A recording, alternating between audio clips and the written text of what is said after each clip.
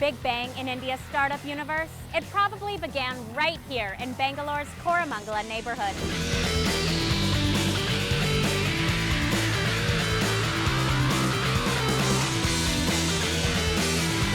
Bangalore is India's Silicon Valley and drives a ton of the country's technological growth. We're here in Bangalore to see what this startup city is all about.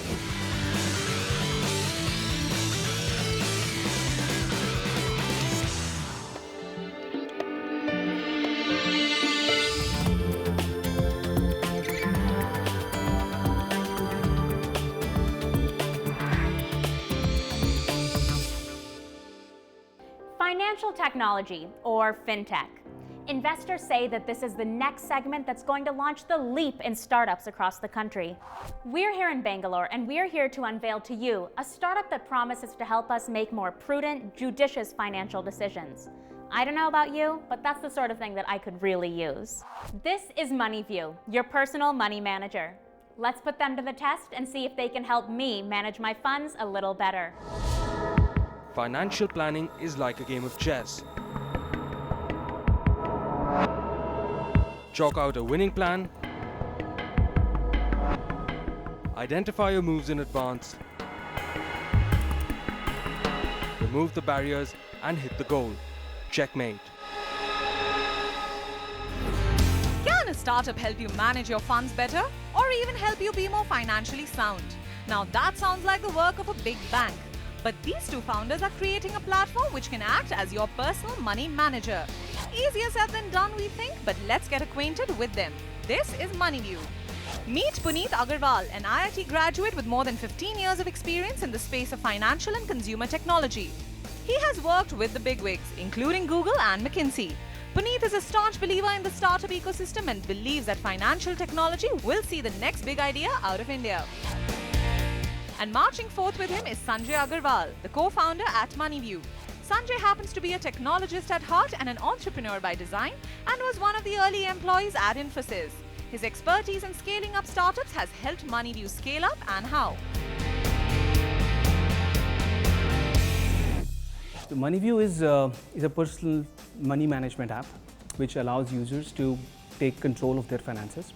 Out of the box, it will help people get a complete consolidated view of their finances. And as people start getting more visibility into their finances, how where their money is lying, how much money is going out, they will become more responsible towards their money, and that will lead to more savings. We want to make India financially fit. Making India financially fit. Now that is one bold ambition. Established in 2014, this Bengaluru-based venture operates in the space of technology-based financial management. And the MoneyView mobile app is where all the action happens. Available on Android, the app uses information from SMSs sent by banks, merchants and other billers that are otherwise lying dormant in an inbox to interpret and aggregate the financial activity of the user. That's you. And through the app, you can get a real-time single view of all your money across multiple bank accounts, investments, loans, and you can auto-track expenses, pay bills, track reimbursements, and even make some tax-saving investments. As far as statistics go, the app has around 5 million registered users. And in order to reach out to more cities across the country, the MoneyView app is now available in 6 regional languages: Hindi, Gujarati, Bengali, Tamil, Telugu, and Kannada, apart from English, of course.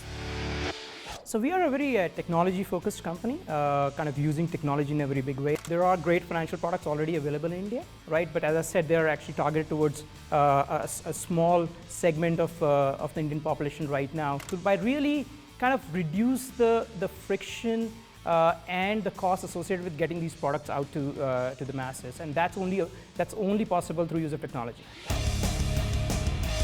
But like every other segment in the startup world, even financial technology is becoming overcrowded with players, both big and small. Want to pay bills or recharge your phone? Use Paytm or MobiKwik. Cashback players, mobile wallets, and most fintech startups are now scaling up and trying to gobble up market share. So MoneyView too is competing in a very busy space. So we wonder, what gives MoneyView a competitive edge? For the existing financial institutions to be able to take their products to a large masses, the solution has to be able to scale with low cost. And I think that's the void that we are filling. We are also able to understand the needs of users much better, and so we will be able to provide very personalized and very customized solutions which will fit the user's needs much better. Well, the objective of the app is to help you manage, save, and even grow your money.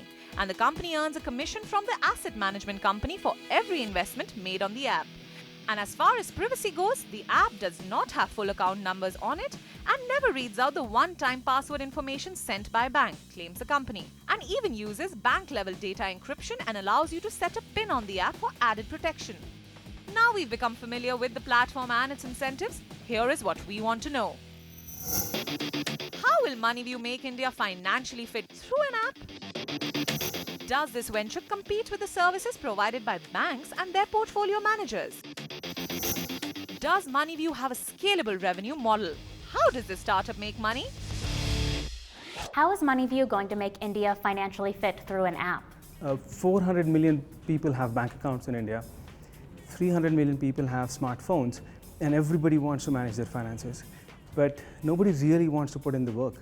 So if there was a way for you to take out all the effort from this and just, if somebody could manage your finances automatically, voila, you've got the answer there. And that's what MoneyView really is trying to do.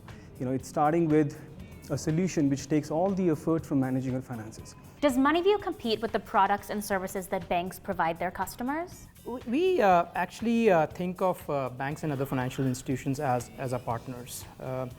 We are in the business of helping an average Indian become financially fit. And one of the big aspects of making them financially fit is to have them access to great financial products. So banks and financial institutions are the manufacturers of those products, and we see ourselves as a distribution partner for those banks and financial institutions to help them get those products out to as many people as possible in a more cost-effective manner. So how does your revenue model work? Every time the consumers consume this product, we earn some revenue from our financial partners for distributing those products out to the users. So then with a revenue model like that, are you guys making money? We are not profitable yet, but with the introduction of new such financial products that our consumers can consume through our app, we hope to become profitable in the near future.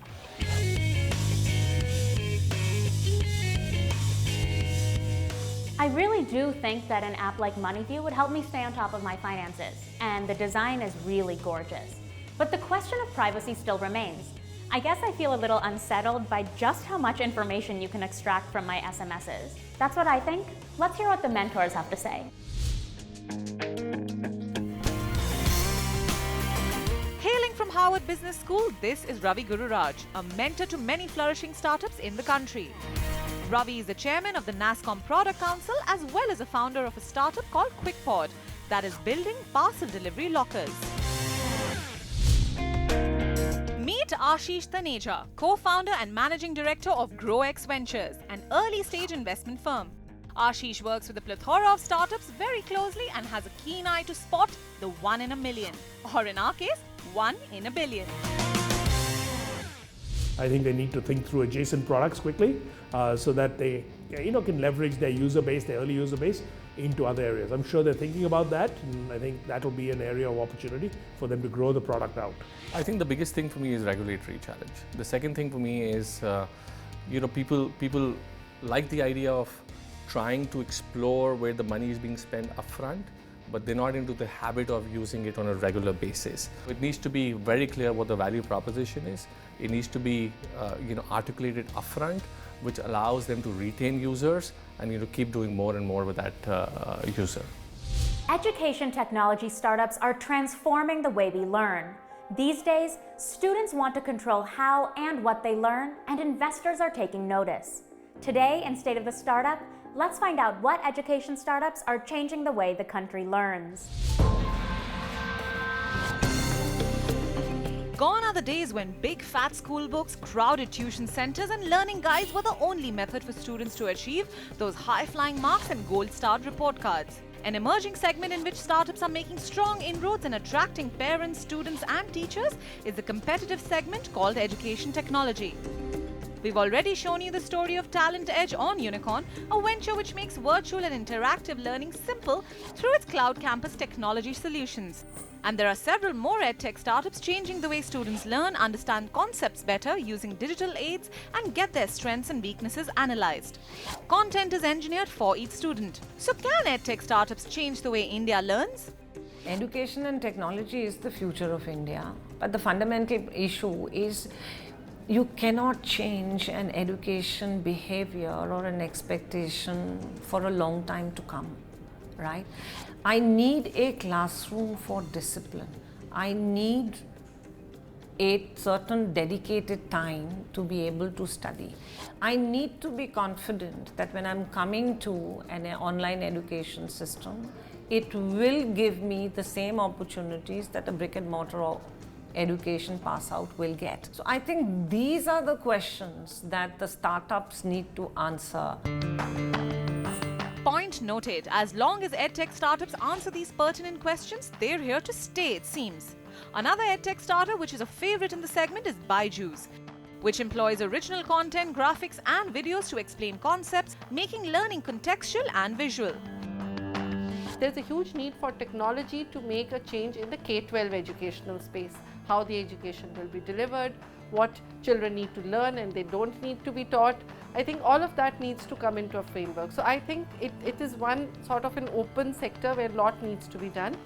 From my standpoint, I think one of the most revolutionary edtech companies I have met in the recent times is Byju classes. They're I would say they are really the Khan Academy of India. The one big wave is probably content, being able to create money. So Byju is an excellent example. People were also always skeptical of whether content can create money, and Byju has probably proved it otherwise, that it can actually, people are willing to pay for sort of premium content.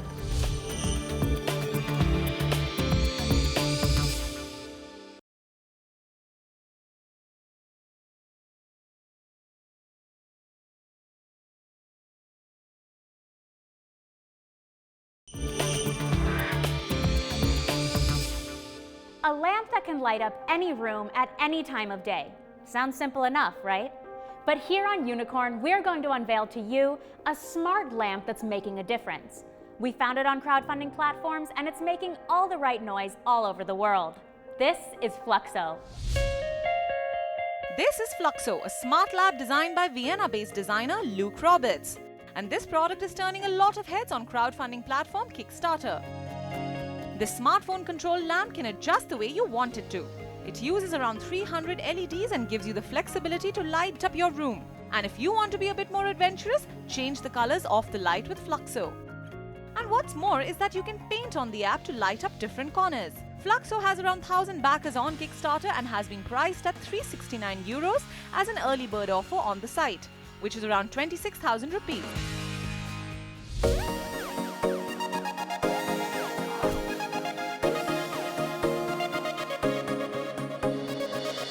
Here's a startup that is a design and decor service with a difference.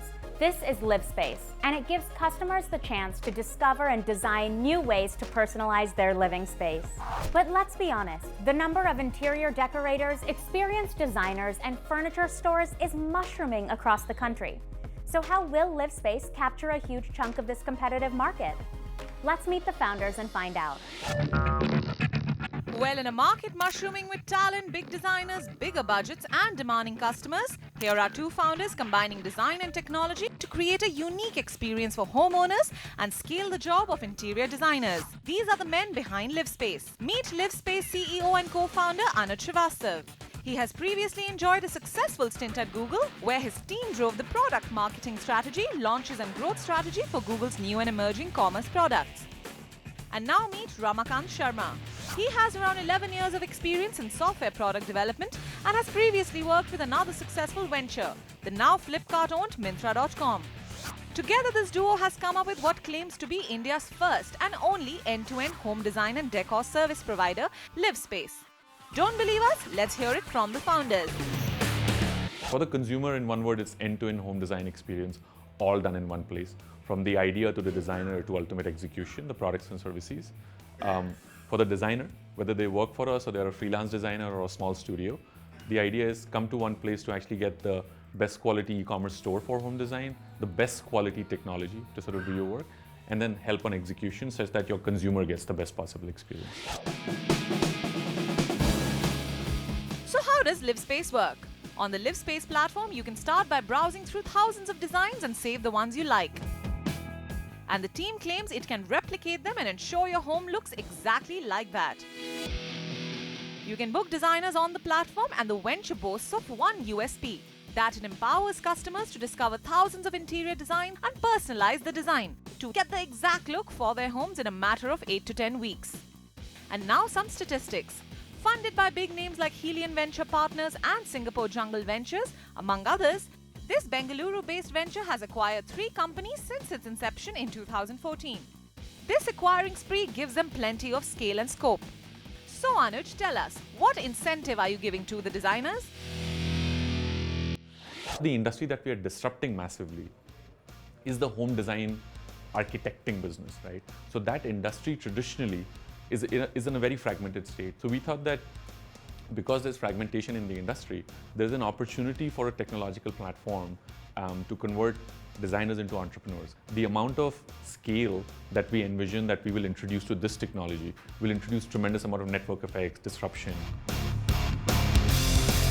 Well, like all sectors in the battleground of Indian startups, even the online interior design market is becoming increasingly competitive. LiveSpace too competes with ventures like Sequoia Capital-funded HomeLane.com, as well as bigger furniture e-retailers like Pepperfry and Urban Ladder. However, the differentiator here is that while online furniture retailers only sell products, LiveSpace also offers ready-made home design solutions and connects customers with interior designers. But before we sit down with the founders, here is what we want to know. LiveSpace has been on an acquiring spree recently. Has this given the startup a competitive edge? Will LiveSpace be able to grab market share from the traditional interior decorators who have a loyal market? So LiveSpace has been on an acquiring spree lately. What does this mean for the company? There are 3 companies that we acquired. So we acquired a company called Dwell-In, which was sort of a marketplace for designers and consumers that allowed us access to designers who were freelancers because we wanted to understand their problem, right? So that was one. We acquired a company called DesignUp, primarily for their team, and all their founders are still in the company, but they understood design content really, really well. The third company we bought was called YoFloor, which was a visualization technology, sort of a startup again, built by IIT Delhi sort of founders. They're again in the team. So if you see all of these 3 fit in really, really well in various constructs within the overall broad platform that we're creating. So has the journey been profitable so far? To answer your question, yes, we are profitable in our first city of operations, which is Bangalore. And we see typically a 9 to 12 months of a new city to become profitable. So the second city around 6 months ago, we launched is Delhi, and very recently Mumbai. Right now there's a number of interior decorators who have a huge loyal base. Will you be able to grab that market share? So for us, I think the important thing to understand is that in this $25 billion market, LiveSpace is never successful if we can't make these experts successful, right? So the spirit of this whole automation and technology that we're creating is, can we make these turnkey contractors successful, these suppliers successful, the designers successful? If you can make all of these successful, the consumer experience obviously goes phenomenally high, right? And the consumer is ultimately solving a problem, right? They want their homes to look pretty. You don't have to come to LiveSpace to actually solve your problem. You can go to a turnkey contractor, but look, that doesn't solve the problem. That's the crazy mess that we are here to solve, so I think that's the idea. One thing that was clear in talking to the founders of LiveSpace is that they're really clear and methodical, not just about their market, but also the growth that they hope to achieve. But the one thing that I wonder is, after they reach out to those huge cities and even make penetration in them, will they be able to go beyond that? I mean, it's a huge upfront cost, and I'm not sure that people are willing to foot that bill outside of the metropolitans. Anyway, that's what I think. Let's hear what the mentors have to say about this. One piece of advice for LiveSpace would be to really focus on the project execution part. If the quality is really high and the experience and the project management aspect of it is very high, I think they'll get a lot of repeat customers and a lot of referrals, which is key in this kind of business. They're using technology in a big way for people to visualize, for people to collaborate, for people to kind of put their products in their context before they make the purchase. They're making sure that if they set a timeline, that's delivered within that timeline. And the price points are also very attractive. So price, design, technology, overall value they create for a consumer. On today's episode, we met two startups, MoneyView and LiveSpace. Both, in some way or another, want to take the clutter out of your life. MoneyView offers an app that sort of consolidates all your finances and makes keeping on top of your bills easier, while LiveSpace offers a way for you to get rid of a lot of the people and difficulty that you deal with in trying to design your perfect home, and instead you can just focus on the aesthetics. The competition is fierce out there, but if you think that your startup has what it takes to be featured on Unicorn, Chasing the Startup Dream, then write to us. Email unicorn@ndtv.com or tweet at us at prime_unicorn. Thanks for watching. We'll see you next week.